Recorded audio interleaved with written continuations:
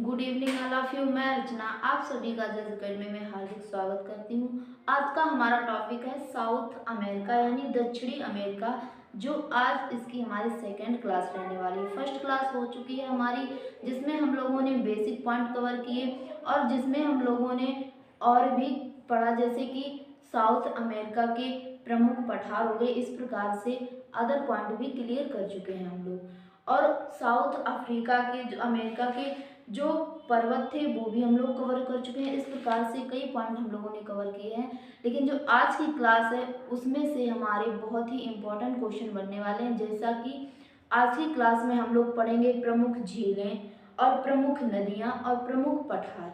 ठीक है, तो देखिए क्वेश्चन इनसे संबंधित पूछा जाता है कि कौन सी नदी साउथ अमेरिका यानी दक्षिणी अमेरिका के किस देश से निकलती है, किस पर्वत श्रृंखला से निकलती है, कौन सी नदी सबसे बड़ी है। इस प्रकार के क्वेश्चन किए जाते हैं। ठीक है, तो चलिए आज की क्लास प्रारंभ करते हैं। जितने लोग भी लाइव सेक्शन में जुड़ चुके हैं, पहले तो सभी लोग एक बार क्लास को शेयर कर दें ताकि और लोग भी जल्दी से क्लास में आ जाएं। तो चलिए क्लास को प्रारंभ करते हैं। सबसे पहले हम लोग क्या देखेंगे, साउथ अमेरिका जो यानी हमारा दक्षिणी अमेरिका है, इसकी प्रमुख नदियाँ। इस महाद्वीप में कौन कौन सी नदियाँ हम लोग देखेंगे। तो देखिए सबसे पहले हम लोग हेडिंग क्या बनाएंगे, प्रमुख नदियाँ। पहला पॉइंट हमारा क्या रहेगा, प्रमुख नदियाँ। वो सारी नदियां हम लोग पढ़ेंगे जो भी दक्षिणी अमेरिका में है। ठीक है, देश भी हम लोग जानेंगे कौन सी नदी किस देश में है और कौन सी सबसे लंबी नदी है। ठीक, तो सबसे पहला हमारा पॉइंट क्या बना, प्रमुख नदियां। तो सबसे पहली नदी इसमें हमारी हो जाएगी अमेजन नदी। कौन सी नदी है, अमेजन नदी। अमेजन नदी।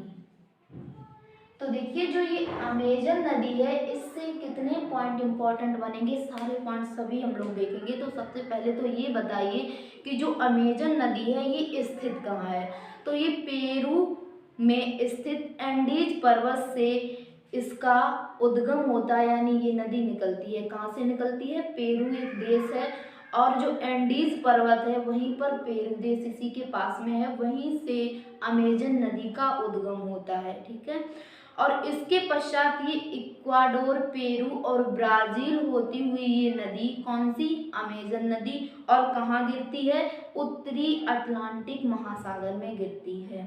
ठीक है, तथा अपने तट पर यह एक ज्वारनमुद मुख का निर्माण करती है। ठीक है, अब देखिए क्वेश्चन हमारा किस प्रकार से इससे बनेगा। क्वेश्चन पहला तो हमारा ये बनेगा कि जो अमेजन नदी है इसका उद्गम कहाँ से होता है। तो उद्गम होता है पेरू देश के पास एंडीज पर्वत से होता है। कहाँ से होता है, पेरू देश के पास जो एंडीज पर्वत श्रृंखला है साउथ अमेरिका में, उससे इसका उद्गम होता है। दूसरा हमारा क्वेश्चन ये बनेगा कि जो अमेजन नदी है ये किस सागर में गिरती है।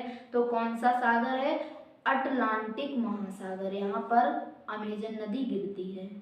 और किन किन देशों से होकर गुजरती है। तो देश हैं पेरू, इक्वाडोर और ब्राजील, तीन देश हैं। इन तीनों देशों से होकर अमेजन नदी निकलती है। तो पहला तो इसमें हमारा पॉइंट क्या रहेगा कि पेरू में स्थित, पेरू में स्थित, पेरू में स्थित एंडीज पर्वत से उद्गम होता है। उद्गम का मतलब होता है जहां से ये निकलती है। ठीक है, उद्गम होता है, कहां से होता है, पेरू देश, पेरू के स्थित एंडीज पर्वत से उद्गम होता है इस नदी का। दूसरा हमारा पॉइंट क्या था, ये किन किन देशों से होकर गुजरती है। तो इक्वाडोर, पेरू और ब्राजील। कौन कौन से देश हैं, इक्वाडोर, पेरू, ब्राजील, इतने देश हैं, इनसे होकर गुजरती है, होकर गुजरती है। कौन कौन से देश हो गए? तो पेरू, ब्राजील और इक्वाडोर। एक क्वेश्चन हमारा आपसे है कि आप लोग बताएंगे, जल्दी से सभी लोग आंसर कमेंट करेंगे कि जो साउथ अमेरिका है इसका सबसे बड़ा देश कौन सा है। यानी जो महाद्वीप होते हैं इनमें छोटे छोटे देश होते हैं, तो सबसे बड़ा देश आपको बताना है कि साउथ अमेरिका महाद्वीप का सबसे बड़ा देश कौन सा है। जल्दी से सभी लोग रिप्लाई दें कि इसका सबसे बड़ा देश कौन सा है। तो कौन सा देश है? ब्राजील साउथ अमेरिका का सबसे बड़ा देश है। कौन है? ब्राजील। ठीक है, अब देखिए इसमें हमारा अगला पॉइंट क्या बनेगा? अपवाह की दृष्टि से। किसकी दृष्टि से? अपवाह की दृष्टि से जो अमेजन नदी है ये विश्व की सबसे लंबी नदी है। कैसी नदी है? विश्व की सबसे बड़ी नदी कौन सी है? अमेजन नदी। अपवाह की दृष्टि से, तो इसमें हम लोग पॉइंट बनाएंगे। क्या पॉइंट बनेगा? जो अमेजन नदी है ये अपवाह की दृष्टि से, अपवाह की दृष्टि से, अपवाह की दृष्टि से सबसे बड़ी नदी किस प्रकार की है? अपवाह की दृष्टि से सबसे बड़ी नदी कौन सी है? अमेजन नदी है। समझ में आया आप सभी को पॉइंट? ठीक है, अब देखिए क्वेश्चन ये पूछा जाएगा कि इसकी सहायक नदियां कौन कौन सी हैं। जब ये अपवाह की दृष्टि से सबसे बड़ी है तो इसकी कुछ सहायक नदियां भी होंगी, तो उनके नाम पूछे जाएंगे आपसे। तो नाम एक नज़र में नोट करते हुए चलिए, कौन कौन से नाम हैं? जापुरा, मांडरा और तापाजोस और नीग्रो और पुरुष, ये 5 इसकी सहायक नदियां हैं। तो एक तरफ से नाम नोट करेंगे, जापुरा, जापुरा, दूसरा है मांडरा, तीसरा है तापाजोस,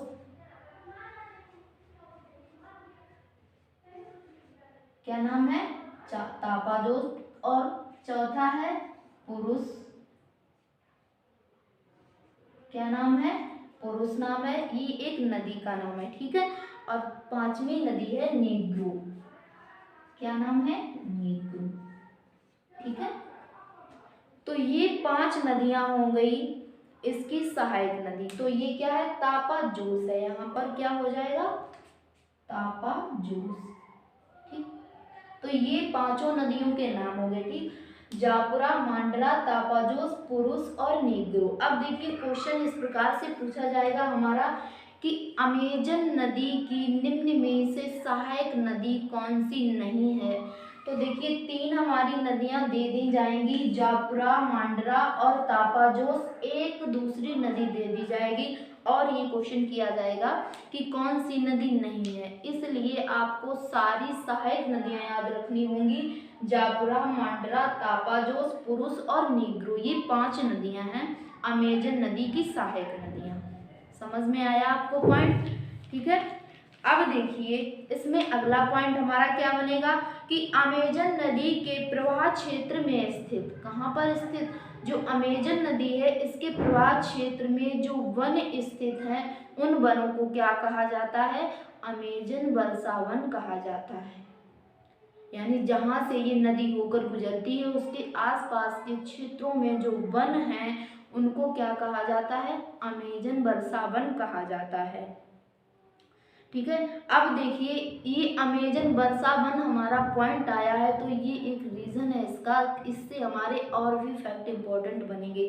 पहले तो आप इसको नोट कीजिए, क्या नोट करेंगे कि अमेजन नदी के प्रवाह क्षेत्र में,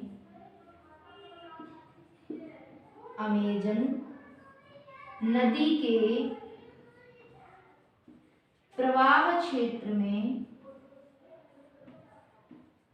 प्रवाह क्षेत्र में स्थित वन क्या कहलाते हैं? प्रवाह क्षेत्र में स्थित वन अमेजन वर्षा वन कहलाते हैं। अमेजन वर्षा वन कहलाते हैं। अमेजन वर्षावन कहलाते हैं। अब देखिए ये वन इम्पोर्टेंट क्यों है, तो देखिए क्वेश्चन आता है, क्या आएगा कि विश्व की सबसे सघन वनस्पति कहाँ पाई जाती है। तो क्वेश्चन हमारा ये इम्पोर्टेंट है, आप सभी लोग इसको नोट करेंगे कि विश्व की सबसे सघन वनस्पति, सघन का मतलब क्या होता है, वनस्पति, सघन मीन्स होता है पास पास यानी घनी बसी हुई। तो देखिए सघन यानी अधिक पास पास में वनस्पतियां कहाँ मिलती हैं, तो ऐसा वो क्षेत्र है अमेजन वर्षावन का जहाँ पर विश्व की सघन वनस्पति पाई जाती है। क्या पाई जाती है, विश्व की सबसे सघन वनस्पति। इसको आप ब्रैकेट में लेंगे और फिर पॉइंट बनाएंगे यहाँ से, क्या कि अमेजन वर्षावन यहाँ विश्व की सघन वनस्पति, कैसी वनस्पति, सघन वनस्पति पाई जाती है, सघन वनस्पति पाई जाती है। ठीक है, यानी सबसे घनी वनस्पति कहाँ पर उगी हुई है, अमेजन वर्षावन में उगी हुई है। एक तो हमारा ये पॉइंट हुआ। दूसरा पॉइंट हमारा क्या बनेगा, दूसरा पॉइंट बनेगा कि अर्थ ऑफ लंग्स किसे कहा जाता है। वेरी वेरी इंपॉर्टेंट फैक्ट ये हमारा बनेगा, क्या बना, अर्थ ऑफ लंग्स। पॉइंट क्या है हमारा, earth of lungs. Lungs means क्या होता है, फेफड़े, यानी पृथ्वी के फेफड़े किसे कहा जाता है। क्वेश्चन हमारा ये कई बार क्वेश्चन ये एग्जाम में आ चुका है और आगे भी आने की बहुत अधिक संभावना है, क्या कि अर्थ ऑफ लंग्स किसे कहा जाता है, यानी पृथ्वी के फेफड़े किसे कहा जाता है। तो अमेजन वर्षावन को पृथ्वी के फेफड़े कहा जाता है। अब देखिए पृथ्वी के फेफड़े क्यों कहा जाता है, तो इसका एक रीज़न है। इसका क्या रीज़न है, तो इसका ये रीज़न है कि विश्व के 30% यानी पूरे विश्व में 100% ऑक्सीजन सभी पेड़ पौधे उत्सर्जित करते हैं, जिसमें से 30% ऑक्सीजन अमेजन वर्षावन करते हैं। कितनी परसेंट, 30% ऑक्सीजन करते हैं। तो अगला पॉइंट क्या बनाएंगे कि यह वन पृथ्वी पर लगभग 30% ऑक्सीजन का उत्सर्जन करते हैं। कौन से वन है, अमेजन वर्षावन। पॉइंट क्या बनेगा कि यह वन पृथ्वी पर जो भी ऑक्सीजन उत्सर्जन करते हैं, यानी जितने भी होते हैं ऑक्सीजन उत्सर्जन करते हैं, तो पृथ्वी पर लगभग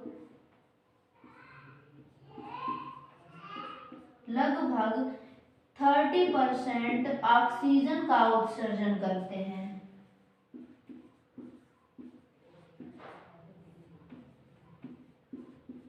30% ऑक्सीजन का उत्सर्जन करते हैं, इसलिए ये हमारा फैक्ट इम्पोर्टेंट था। देखिए यहाँ पर अमेजन नदी इतना फैक्ट इम्पोर्टेंट नहीं है जितना कि अमेजन वर्षावन है, क्योंकि अमेजन वर्षावन को ही लंग्स ऑफ फेफड़े यानी पृथ्वी के फेफड़े कहा जाता है। यहाँ पर सबसे सघन वनस्पति पाई जाती है और विश्व में यानी हमारी पृथ्वी पर 100% ऑक्सीजन उत्सर्जन होती है, उसमें से 30% ऑक्सीजन अमेजन वर्षावन उत्सर्जन करते हैं। समझ में आया आपको पॉइंट। अब देखिए अगला हमारा यानी अगली नदी हम लोग पढ़ेंगे, कौन सी, ओरिनिको नदी। आपको ये नदी समझ में आई, अमेजन नदी। देखिए एक इसमें कुछ बातें हैं जो अमेजन नदी के बारे में सुनने को मिलती हैं। तो देखिए कहा जाता है कि जहाँ से इस नदी का उद्गम होता है, अभी हमने बताया कि इस नदी का उद्गम होता है पेरू देश के निकट एंडीज पर्वत से। तो देखिए जहाँ इस पर्वत से इसका उद्गम होता है, निकलती है, तो ऐसा कहा जाता है कि एक एक बूंद करके उस पर्वत से जल निकलता है, उससे ये नदी प्रवाहित होती है। और जो एक एक बूंद करके जल आता है तो उस जल में भी अंतराल होता है 8 सेकंड का।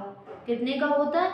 8 सेकंड का। जैसे एक बूंद उस पर्वत से गिरा, फिर 8 सेकंड तक कोई भी जल वहां पर नहीं आएगा। 8 सेकंड के बाद दूसरी बूंद गिरेगी, फिर 8 सेकंड के बाद तीसरी बूंद गिरेगी। इस प्रकार से एंडीज पर्वत से जल निकलता है और वो जल यानी अमेजन नदी में प्रवाहित होता है, ऐसा कहा जाता है। तो देखिए कितनी यहाँ पर रोचक बात ये हो गई कि एक एक बूंद करके विश्व की सबसे बड़ी नदी बन जाती है। कौन सी? अमेजन नदी। ठीक है, तो ये इसका फैक्ट था। अब हम लोग अगली नदी पढ़ेंगे, कौन सी? ओरिनिको नदी। कौन सी नदी है? ओरिनिको नदी।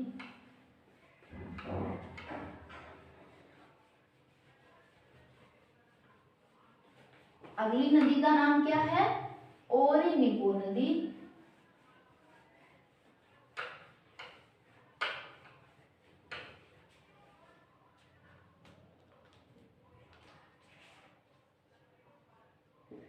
सभी लोग हेडिंग बनाएं, क्या है?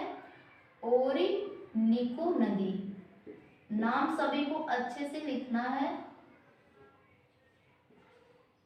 ओरिनिको नदी। तो देखिए इस नदी में हमारे फैक्ट क्या क्या इंपॉर्टेंट रहेंगे। पहले तो यही है कि इसका उद्गम कहाँ से हुआ। देखिए जो भी नदियाँ हम लोग पढ़ रहे हैं अच्छे से पढ़ेंगे ताकि इससे संबंधित क्वेश्चन कोई भी हमारा छूटना नहीं चाहिए। ठीक, तो देखिए इसका उद्गम कहाँ से हुआ, तो गुआना पठार से हुआ है। कहाँ से हुआ है? गुएना पठार से, जिसको गयाना का पठार भी बोलते हैं, गुएना का पठार भी बोलते हैं। ठीक है, तो इसका उद्गम कहाँ से हुआ है? गुयाना के पठार से उद्गम हुआ है। और ये गिरती कहाँ है? तो अटलांटिक महासागर में गिरती हैं। कहाँ गिरती हैं? अटलांटिक महासागर में। तो इसमें पॉइंट पहला हमारा क्या बनेगा? उद्गम। पहला फैक्ट क्या बना? उद्गम। तो देखिए उद्गम कहाँ से होता है? उद्गम होता है गुएना के पठार से।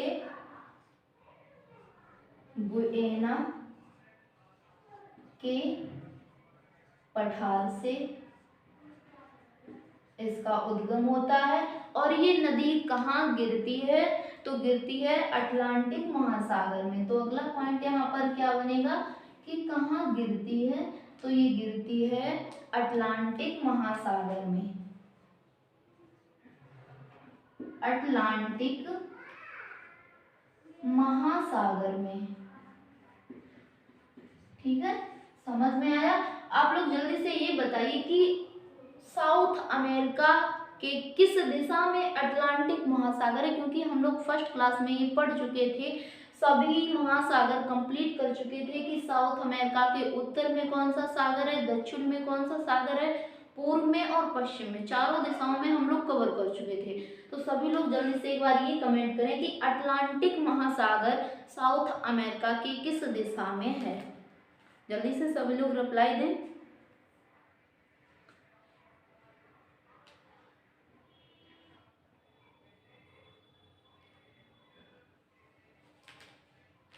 तो साउथ अमेरिका के किस दिशा में अटलांटिक महासागर है? तो कौन सी दिशा है? उत्तर पूर्व, या पूर्व भी हम लोग बोल सकते हैं। कौन सी है? उत्तर पूर्व। ठीक है, तो देखिए अगला पॉइंट हमारा क्या बनेगा कि यह वेनेजुएला की प्रमुख नदी है। कौन सी? ओरिनिको नदी। देश कभी पूछा जाए कि जो ओरिनिको नदी है वो साउथ अमेरिका के किस देश में है, तो कौन सा देश है? वेनेजुएला। तो नाम नोट करेंगे हम लोग, देश कौन सा है? वेनेजुएला। वेनेजुएला की प्रमुख नदी है। वेनेजुएला की प्रमुख नदी कौन सी है? तो ओरिनिको नदी, ये वेनेजुएला की प्रमुख नदी है। समझ में आया आपको पॉइंट? अब देखिए यहाँ पर अगला हमारा पॉइंट क्या बनेगा कि इस नदी के बेसिन यानी किनारों में, यानी क्षेत्र, जो क्षेत्र का किनारा होता है, इसका नदी का बेसिन होता है, तो उसमें जो घास उगती है, क्या होता है? जो नदी होती है उसके आसपास का जो किनारा होता है, यहाँ पर जो घास उगती है, तो उस घास के मैदान को क्या कहा जाता है? लानोस। क्या कहा जाता है? लानोस। तो यहाँ पर अगला पॉइंट हमारा क्या बनेगा कि जो वेनेजुएला के घास के मैदान हैं, क्या है? वेनेजुएला में जो घास के मैदान हैं उन्हें क्या कहते हैं? तो उन्हें लानोस कहते हैं। क्या कहते हैं? लानोस। लानोस। समझ में आया आपको पॉइंट? अब देखिए क्वेश्चन पूछा हमारा किस प्रकार जाएगा कि लानोस घास के मैदान किस देश में पाए जाते हैं? तो वेनेजुएला देश में पाए जाते हैं। किस महाद्वीप में है वेनेजुएला देश? तो साउथ अमेरिका में है। ठीक है। वेनेजुएला की प्रमुख नदी कौन सी है? ओरिनिको नदी है उसकी सबसे प्रमुख नदी। अब देखिए जो इसका बेसिन क्षेत्र है, यहाँ पर घास के मैदान पाए जाते हैं और जो वेनेजुएला देश है ये पेट्रोलियम के भंडार भी यहाँ पर पाए जाते हैं। कहाँ पाए जाते हैं? वेनेजुएला देश में। क्या पाए जाते हैं? पेट्रोलियम के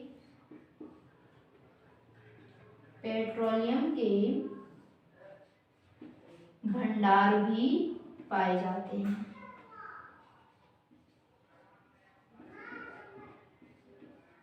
ठीक है।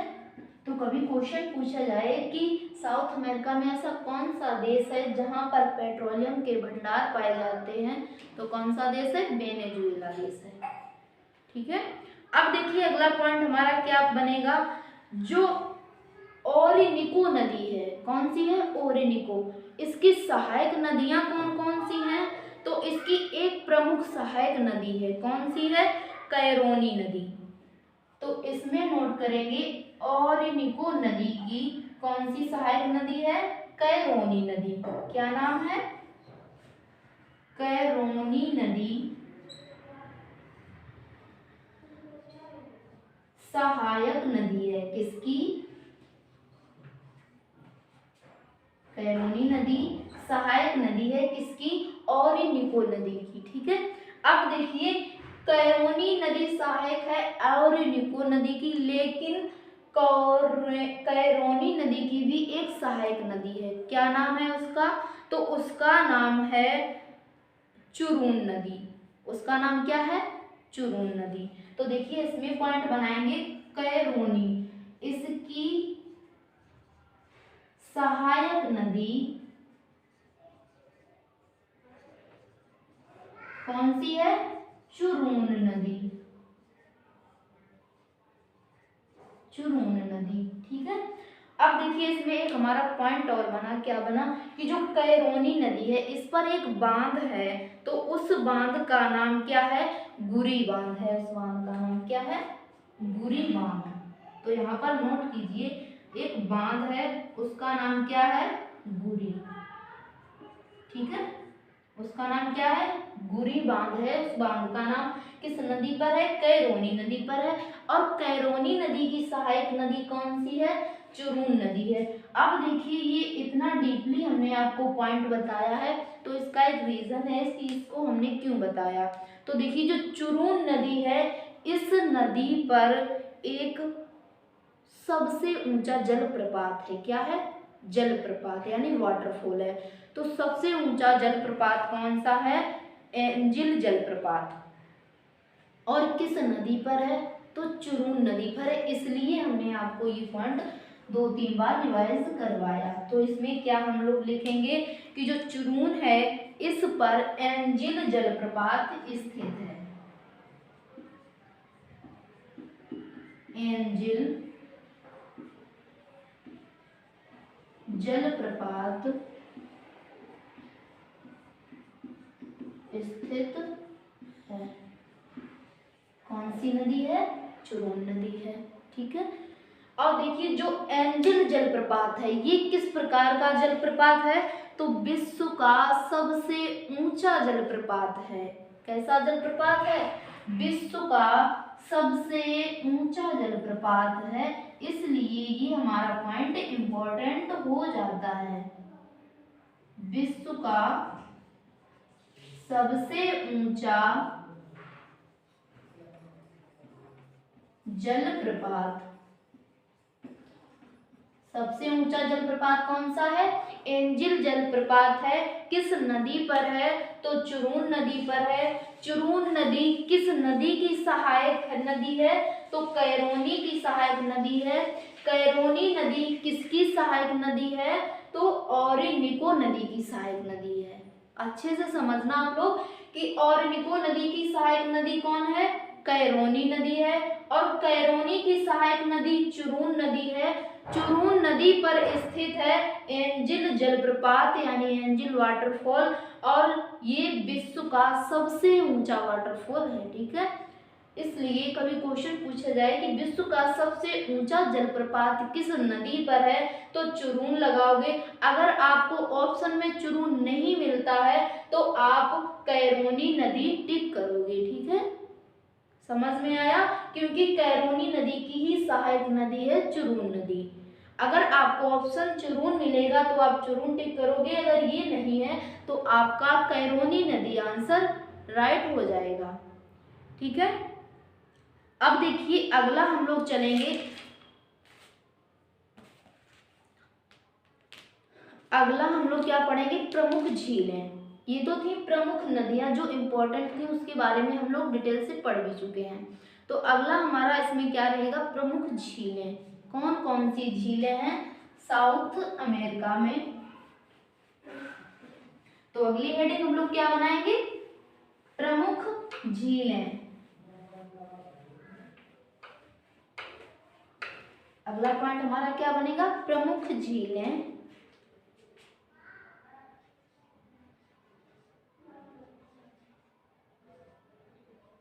प्रमुख झीलें यानी लेक्स। जो भी साउथ अमेरिका में झीलें हैं उनके बारे में हम अच्छे से पढ़ेंगे। तो देखिए पहली झील कौन सी है? टिटिकाका झील। क्या नाम है झील का? पहली झील है टिटिकाका झील। कौन सी झील है? टिटिकाका झील। लेक्स या झील को क्या बोलते हैं? लेक्स भी बोलते हैं। तो देखिए इसमें हमारा पॉइंट क्या रहेगा कि बोलीविया पेरू के बॉर्डर पर स्थित है। दो देश हैं, कौन कौन से? बोलीविया देश और पेरू। इसकी जो सीमा है इन दोनों देशों की, तो उस सीमा पर स्थित है टिटिकाका झील। ठीक है, और एंडीज पर्वत पर स्थित है। देखिए जो एंडीज पर्वत है यहाँ पर ही पेरू और बोलीविया इन दोनों देशों का बॉर्डर है, और वहीं पर टिटिकाका झील स्थित है। ठीक है, तो अगला पॉइंट हम लोग इसमें क्या पहला पॉइंट बनेगा कि पेरू और बोलीविया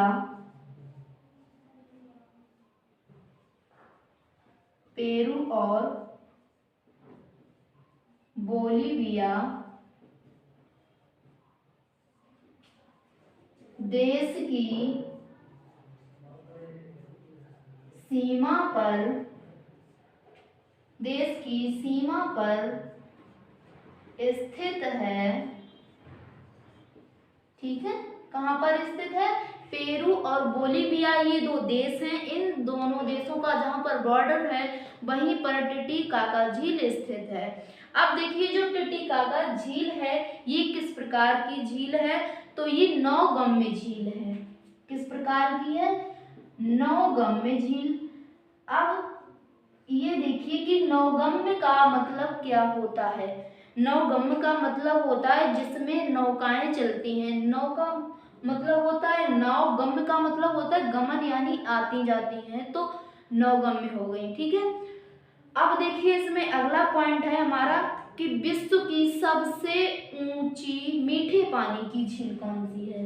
तो यही है हमारी टिटिकाका झील। किस प्रकार की है? विश्व यानी पूरे वर्ल्ड की बात हो रही है। विश्व की सबसे ऊंची मीठे पानी की झील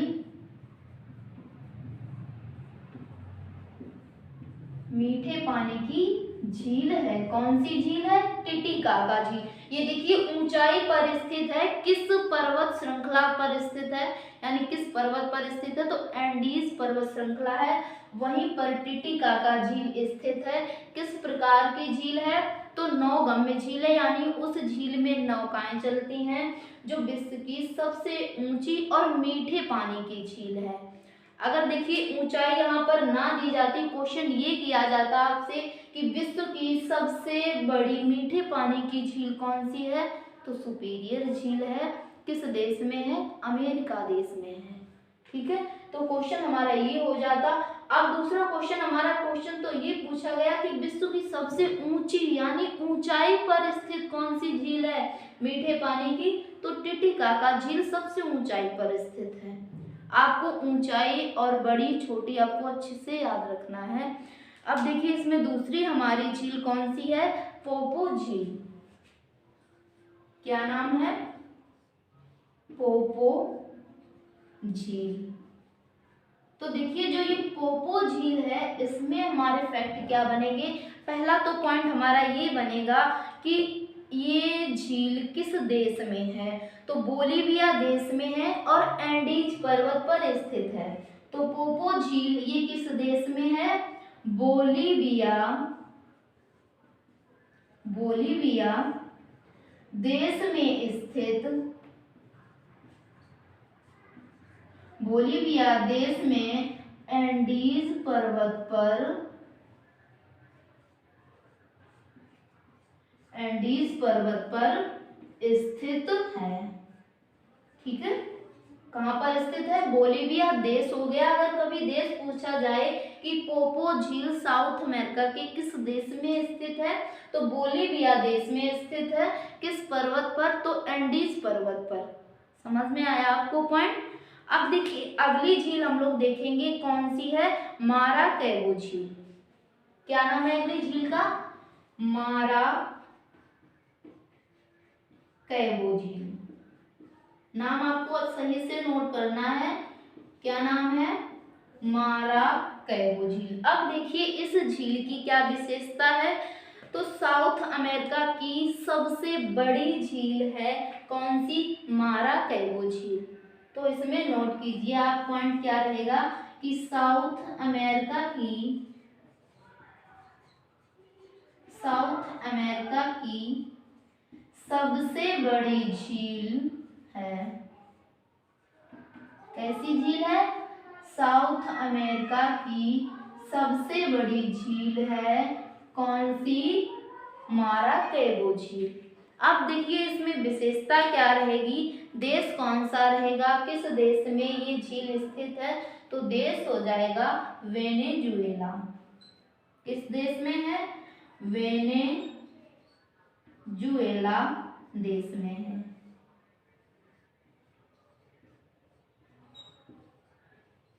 किस देश में है, वेनेजुएला देश में। आप लोग एक बार ये कमेंट कीजिए कि जो वेनेजुएला देश है इसकी राजधानी क्या है। बहुत इजी राजधानी है, सभी लोग जल्दी से रिप्लाई दें।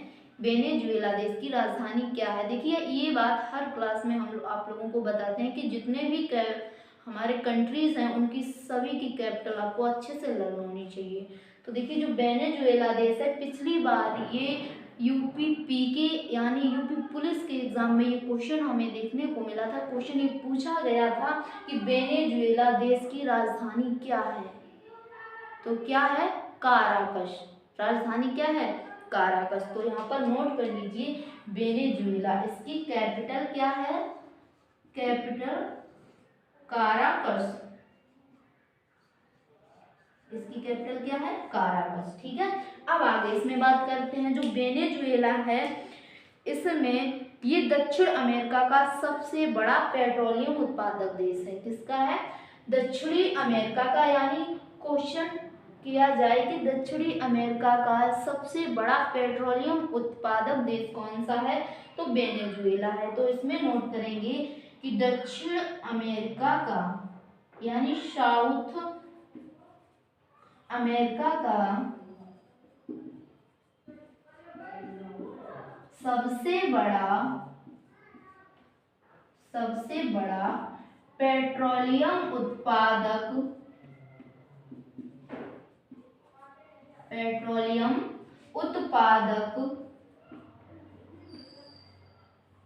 व निर्यातक देश। किस प्रकार का है? पेट्रोलियम उत्पादक और निर्यातक। देखिए क्वेश्चन हमारा बहुत अच्छा क्वेश्चन है कि वेनेजुएला देश है, ये साउथ अमेरिका यानी दक्षिणी अमेरिका का सबसे बड़ा पेट्रोलियम उत्पादक भी है और निर्यातक। देखिए अब इसमें आप उत्पादक और निर्यातक का अर्थ समझिए। उत्पादक का मतलब क्या होता है? जो चीज हम लोग उत्पन्न करते हैं यानी बनाते हैं तो वो क्या हो जाती है? उत्पन्न हो जाती है, उसे उत्पादक बोलते हैं। निर्यातक का मतलब क्या होता है? आयात निर्यात, यानी आपने सुना होगा एक्सपोर्ट और इम्पोर्ट। एक्सपोर्ट का मतलब क्या होता है? आयात होता है। इंपोर्ट का मतलब क्या होता है? निर्यात होता है। आयात का मतलब होता है किसी से यानी कहीं से या अदर कंट्रीज से कोई भी चीज हमारे देश में आती है तो उसे क्या कहते हैं? आयात कहते हैं, यानी उसे एक्सपोर्ट कहते हैं। और वही चीज जब हम अपने देश से किसी अदर कंट्री में सेंड करते हैं तो वो क्या हो जाता है? इम्पोर्ट हो जाता है, जिसे निर्यात कहते हैं। निर्यात का मतलब क्या होता है? हम किसी को देंगे तो वो निर्यात कहलाएगा। तो यही है कि जब वेनेजुएला सबसे ज्यादा उत्पादन करता है, यानी जब ये अधिक उत्पादन करेगा तो उस उत्पादन का अर्थ क्या हो जाएगा? यानी कोई मतलब ही नहीं रहेगा। तो जब अधिक उत्पादन करता है तो ये क्या करता है? उसको सेल करता है यानी बेच देता है, निर्यात कर देता है। ठीक है, तो जब ये अधिक उत्पादन करेगा तभी तो निर्यात करेगा, यानी अपने खर्चे में ये निकाल लेता है कि इतना हम एक्सपोर्ट यानी इतना हम स्पेंड कर लेंगे और जितना हमारा बचेगा उससे कुछ इनकम आएगी, इसलिए ये बचा हुआ पेट्रोलियम निर्यात कर देता है अदर कंट्रीज को। ठीक है, तो हमारा कंप्लीट हुआ ये कौन सा? माराकैबो झील। तो दोबारा से एक बार सभी ये झीलें दोबारा देख लेते हैं। टिटिकाका झील ये पेरू और बोलीविया इन देशों की सीमाओं पर स्थित है और किस प्रकार की झील है? नौगम्य झील है। विश्व की सबसे ऊंची मीठे पानी की झील है। ठीक है, दूसरी झील कौन सी है? पोपो झील, ये बोलीविया देश के एंडीज पर्वत पर स्थित है। तीसरी हमारी झील कौन सी है? माराकैबो झील। तो माराकैबो झील ये साउथ अमेरिका की सबसे बड़ी झील है। आपको ये वाली झील अच्छे से लर्न रखनी होगी। किस देश में है? वेनेजुएला देश में है। वेनेजुएला देश की कैपिटल क्या हो जाएगी? राजधानी क्या हो जाएगी? तो काराकस हो जाएगी। और जो वेनेजुएला देश है तो ये साउथ अमेरिका यानी दक्षिणी अमेरिका का सबसे बड़ा पेट्रोलियम उत्पादक देश है और निर्यातक भी है। ठीक है, कभी क्वेश्चन किया जाए कि साउथ अमेरिका का सबसे बड़ा पेट्रोलियम उत्पादक देश कौन सा है, तो भी हमारा वेनेजुएला है। निर्यातक देश कौन सा है, फिर भी हम लोग वेनेजुएला ही टिक करेंगे। ठीक है, समझ में आया? तो आज की क्लास हम लोग यहीं रखते हैं, फिर हम लोग अगली क्लास में इसके प्रमुख पठार पढ़ेंगे, प्रमुख मरुस्थल और प्रमुख जल संधियां। ठीक है, तो उम्मीद करते हैं कि सभी लोगों को क्लास समझ में आई होगी, अच्छे से सारे पॉइंट क्लियर हो गए होंगे। फिर हम लोग मिलेंगे अगली क्लास में। क्लास पसंद अगर आई है आपको तो सभी लोग क्लास को एक बार लाइक करें, शेयर करें और बेहतर तैयारी के लिए चैनल को सब्सक्राइब करना ना भूलें। फिर मिलेंगे नेक्स्ट क्लास में।